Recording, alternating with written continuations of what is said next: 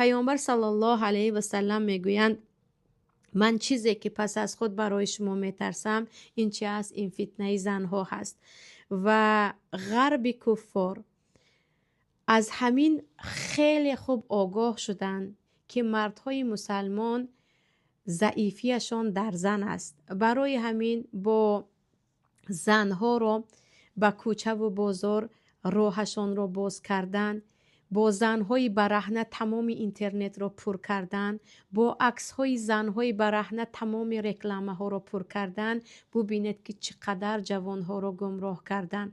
و مردهای هستند و مردهای بودند که آنها شاید یک ملت را تغییر میدادند، شاید آنها سبب اصلاح یک جمع زیاد مردم می شدند، ولی به دام یک زن گمراه افتیدند یا به دام یک چند زن افتیدند و اینقدر به آن فتنه زنها آمیخته شدند که دیگر فراموش کردند که آنها هدفشان چه است، در کجا هست، چه هست. باور کنید خواهران عزیز،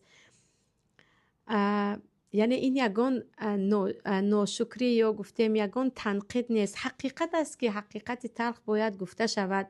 همیشه حقیقت تلخ است، ولی اگر گفته نشد دیگر آن رفته رفته از بین این حقیقت می رود.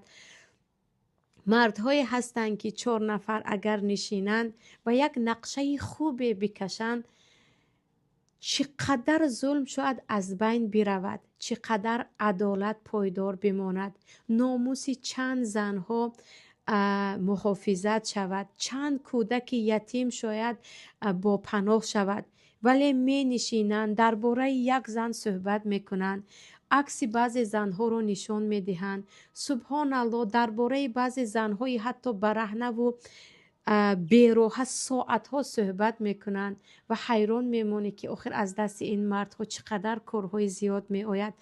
در هر فتنه زن که مردها آمیخته میشوند، پیش از آن که زنها رو گناهکار کنیم باید آن مردها رو گناهکار کنیم. آخر چرا به این فتنه پا می نهی؟ آخر وقت پیامبر فتنه گفتن چرا عفتت رو نگه نمیداری؟ ببینید چه خیلی گفتم طالب علمان، اهل علم، بعضم به گوشمون میرسد فلانی رو میدانید اوره در فتنه زنها گرفتار شدن، یک بار 6 تا 7 تا 8 تا زن رو آمیخته کردن، این رش رو طلاق دادن، اون رو گرفتن، اینش رو طلاق دادن، اون رو گرفتن. بعد از این دیگر نه آبرویشان در نزد زنها موند، نه در نزد فرزند، نه در نزد جامعه. سبحان الله، حیران میشوی. دیگر همون فتنه زن است. یعنی یکی از راههای دیگر چی است؟